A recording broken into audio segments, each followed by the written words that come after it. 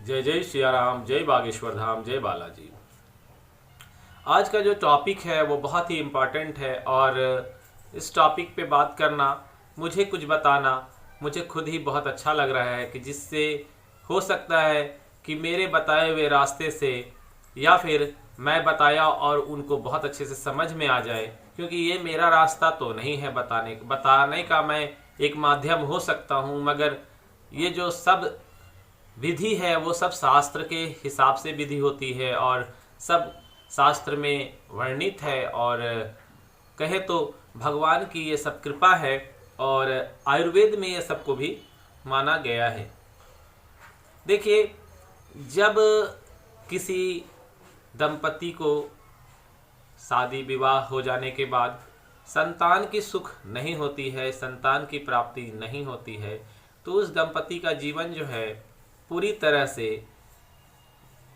मतलब कह सकते हैं, वो अपने आप से जीवन से हार जाते हैं और उनका जो सोच है वो भगवान से क्या, मतलब सब चीज़ों से उड़ जाता है। कहने का मतलब ये है कि भगवान पे तो वो निर्भर रहते ही नहीं, भगवान पे तो वो सबसे पहले विश्वास छोड़ देते हैं।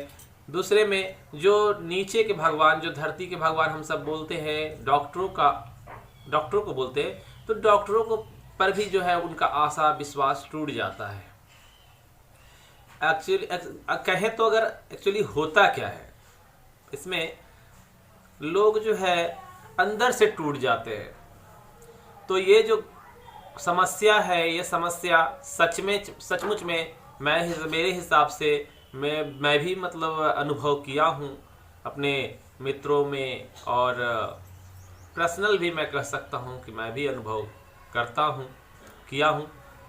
तो ये कह सकता हूँ कि जिसकी शादी विवाह हो जाने के बाद 10 साल, 12 साल, 15 साल, 20 साल बीत जाता है और पुत्र या पुत्री की प्राप्ति नहीं होती है, मैं आज जो आपको उपाय बताऊंगा वह निसंतान जो दंपति हैं, जिनका ऐसा नहीं है कि कोई पुत्र है, पुत्री की अभिलाषा है, पुत्री है, पुत्र की अभिलाषा है, तो मैं उसके लिए कुछ अलग से वीडियो बाद में बना दूंगा।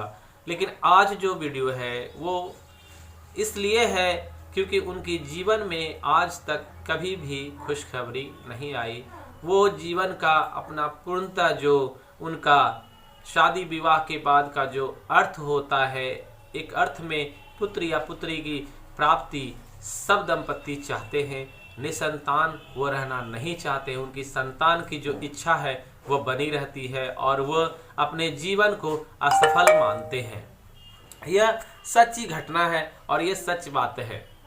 मैं आपको आज कुछ ऐसे उपाय बताऊंगा जिसको आजमा कर सच में आपको जीवन में एक सफलता की किरण दिखाई देगी। और मैं आपको जो उपाय बता रहा हूं उससे पहले आपको समझना है कि करना क्या है। देखिए, जब सब तरफ से दरवाजे बंद हो जाते हैं, कहते हैं कि सारा दरवाजा जब बंद हो जाता है तो लोग किसके शरण में जाते हैं? लोग उस समय भगवान के शरण में जाते हैं, प्रभु के शरण में जाते हैं, अपने इष्ट के शरण में जाते हैं। मैं नहीं कहता कि आप जीवन से हार गए हैं, मगर अगर जीवन में कुछ पाना है तो प्रभु के सामने आपको पूरे तरह से अपने आप को न्यौछावर कर देना पड़ेगा। कहने का तात्पर्य है कि अपना सारा दुख आपको भूल जाना है और अपना सारा दुख जो है वो प्रभु के चरणों में दे देना है। आज से आपको प्रण करना है कि मैं जो हूँ वो निसंतान नहीं हूँ, निसंतान तो प्रभु हैं, जो मुझे जन्म देने के बाद मेरे से अगर कोई जन्म होगा ही नहीं तो प्रभु की पूजा आराधना करेगा तो कौन करेगा? आपका नाम लेने वाला कौन रहेगा?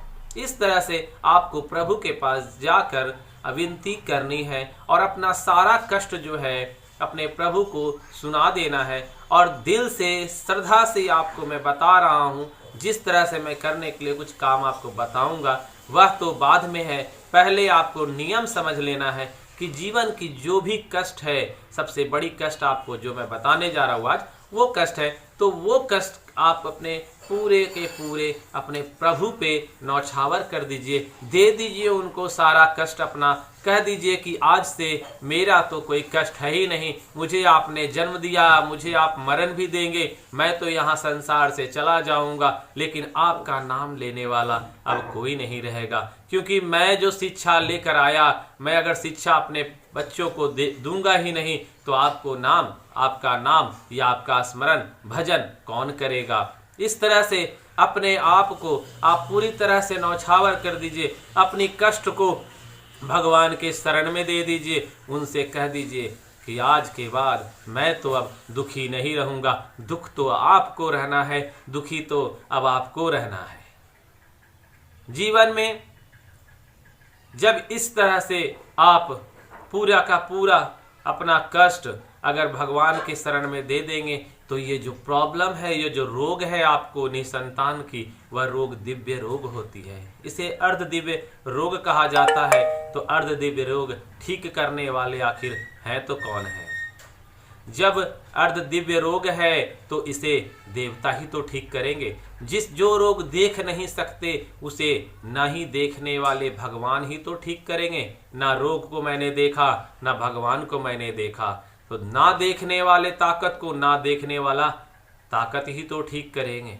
ना देखने वाली रोग है तो ना देखने वाले भगवान हमारे, वही उसको ठीक कर सकते हैं। तो सारा कष्ट आज से आप अपने प्रभु को दे दीजिए। अब चलिए उपाय पे मैं आता हूं। अब ध्यान से उपाय को समझे। तो महिलाएं को करना क्या है?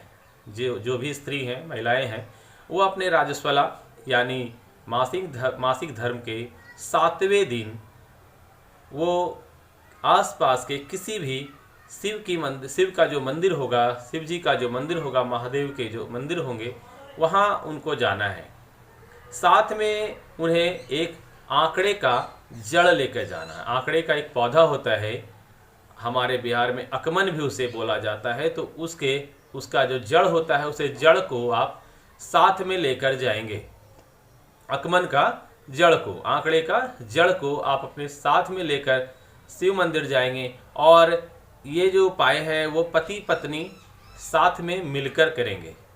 इसमें क्या है, पति और पत्नी दोनों कोई साथ में शिव मंदिर जाएंगे और शिव मंदिर जाकर वो जो आंकड़े का जड़ है, आप जैसे पूजा पाठ करते हैं आप कर लीजिए। पहले जल अभिषेक कर लीजिए, धूप अगरबत्ती जला लीजिए, शिव जी की पूजा कर लीजिए। उसके बाद आपको करना क्या है कि नंदी, शिव जी की जो नंदी होते हैं, शिव जी के सामने जो नंदी होते हैं, कहा जाता है कि नंदी के कान में जो भी कुछ आप कहेंगे वह सीधे जो है शिव जी के कानों तक पहुंच जाता है, उनके हृदय तक वो पहुंच जाता है।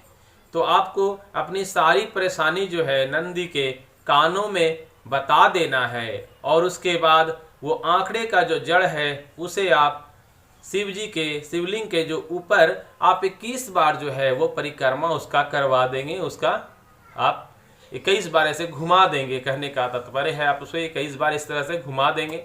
और घुमाने के बाद आप नंदी के पीछे हो जाएंगे, शिव जी और के बाद नंदी है, नंदी के पीछे आप खड़े हो जाएंगे, पति पत्नी दोनों। और खड़े होकर जो पत्नी है, जो स्त्री है, वो अपने कमर में उसे लाल धागा में लपेट कर या लाल कपड़े में लपेट कर फिर लाल धागा से वो अपने कमर में बांध लेंगी। और बस आपको ये बांधने के बाद ये खोलना नहीं है, अपने कमर में इसे बंधे रहने दीजिए। और आपको दूसरा एक उपाय करना है कि प्रतिदिन आपको फिर शिव मंदिर जाना है। वहां पे आपको जाकर प्रतिदिन एक पीपल का पत्ता जो है शिवलिंग पर चढ़ा देना है, अर्पण कर देना है और 1 लोटा जल उस पे आपको चढ़ा देना है। उसके बाद वो पीपल के पत्ते को आप करेंगे क्या कि आप घर में जो देसी गाय का दूध होता है, मतलब कहते हैं कि जिस गाय का बच्चा हो, कहने का तात्पर्य समझिए, जिस गाय का बच्चा हो यानी उसका बाछा हो, बाछी हो, कुछ भी हो, उस गाय का बच्चा हो। ऐसा नहीं है कि उस गाय का बच्चा हुआ हो और वो बच्चा किसी कारणवश मर गया हो या फिर कोई दुर्घटना हो गई हो, तो आप उस गाय का दूध का यूज़ नहीं करेंगे। और देसी गाय मैं कह रहा हूँ, इसका मतलब हो गया कि ऐसा नहीं है कि भैंस वैंस का, आपको सिर्फ गाय का ही दूध का यूज़ करना है, और वो भी उसका बछड़ा या बछड़ी जो भी होती है उसके बच्चे हों। और उस गाय का दूध से आपको प्रतिदिन उस पीपल का पत्ता को क्या करना है, गर्म कर देना है, और गर्म उसमें डालकर, पीपल का पत्ता को डालकर उस दूध को पूरा गर्म कर दीजिए। 1 गिलास दूध रख लीजिए, आधा गिलास दूध रख लीजिए, गर्म कर लीजिए, और रात में पति और पत्नी दोनों उस दूध को सेवन कीजिए। और वो जो पीपल का पत्ता है वो किसी भी, वही पीपल का पेड़ हो या किसी मंदिर हो, कोई पेड़ हो, कोई भी पेड़ हो, उसके जड़ के पास ले आके उसे आप सुरक्षित रख दें। ठीक है, उसको आप मतलब कचड़े उचड़े में नहीं डालें। जैसे होता है ना कि आदमी पीपल का पत्ता को यूज़ किया और उसके बाद उसे कचड़े में डाल दो, तो ऐसा नहीं, उसे भी कहीं सुरक्षित स्थान पे आप उसे रख दें।